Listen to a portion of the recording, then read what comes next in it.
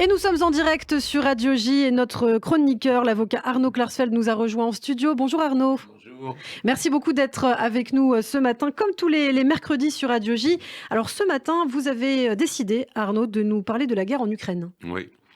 Jusqu'à ce que le processus d'entrée dans l'Union européenne ne soit validé pour l'Ukraine, j'étais demeuré silencieux sur le conflit entre la Russie et l'Ukraine. Je suis sorti du silence parce que je ne veux pas, au sein de l'Union européenne, d'une Ukraine qui, au lieu de condamner les crimes commis contre des dizaines de milliers de familles juives par les nationalistes ukrainiens et par une partie importante de la population ukrainienne, dresse des statues aux génocidaires comme Bandera et abat celles commémorant la victoire contre le nazisme. Je ne veux pas d'une Europe qui risque de considérer dans l'histoire et dans l'avenir que la Russie était le véritable ennemi et que l'Allemagne nazie ou les nationalistes ukrainiens défendaient la civilisation européenne.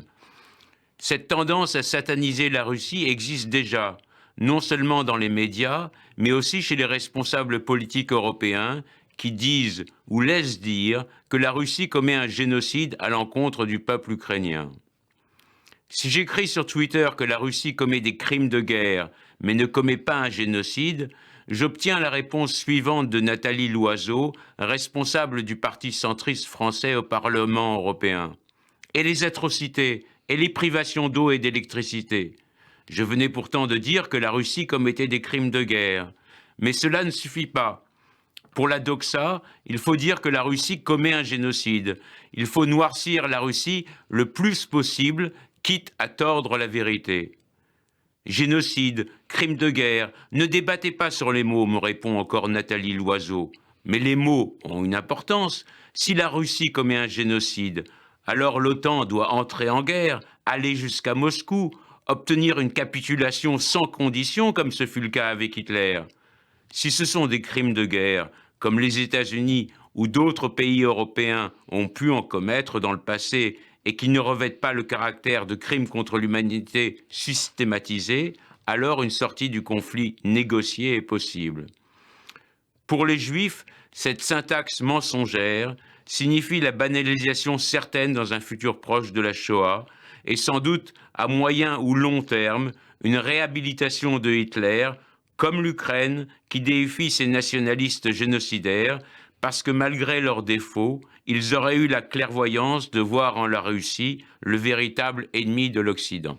Une prise de position forte ce matin, Arnaud Klarsfeld. Alors, il nous reste un petit peu de temps. La semaine dernière sur Radio J, alors on va changer de sujet, mais en cette période de fête de Noël, je crois que c'était important aussi pour vous d'évoquer le lien entre la communauté juive et justement cette fête chrétienne de Noël. Vous avez justement réagi cette semaine à un tweet assez orienté du journal La Croix, et je le cite: « La fête de Noël fédère les cœurs des chrétiens, des musulmans, des Palestiniens. La naissance de Jésus, palestinien et prophète en islam, offre un moment de trêve et d'espoir. » Alors, qu'est-ce qui vous a choqué dans ce tweet? Qu'est-ce que vous dénoncez, Arnaud?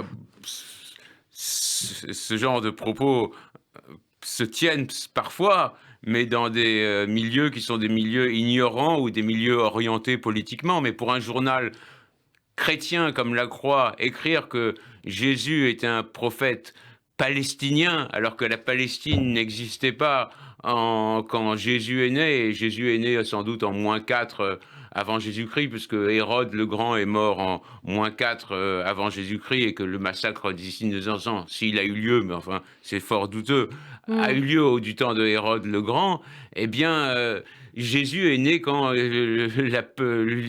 l'Israël s'appelait la Judée. D'ailleurs, dans les évangiles, on parle de terre d'Israël, et il est né en Judée. C'était un prophète juif qui n'a jamais voulu quitter le judaïsme, qui n'a même pas imaginé quitter le judaïsme, et qui prêchait, comme le disaient les évangiles, pour les brebis perdues du peuple d'Israël. Donc, c'est vraiment une volonté de celui qui a écrit le tweet, pas du journal La Croix en lui-même, mais de nier le caractère juif de Jésus. Même au Moyen-Âge, si peut-être encore au Moyen-Âge, c'était possible, mais enfin, c'était pas digne du journal La Croix. Ils se sont repentis.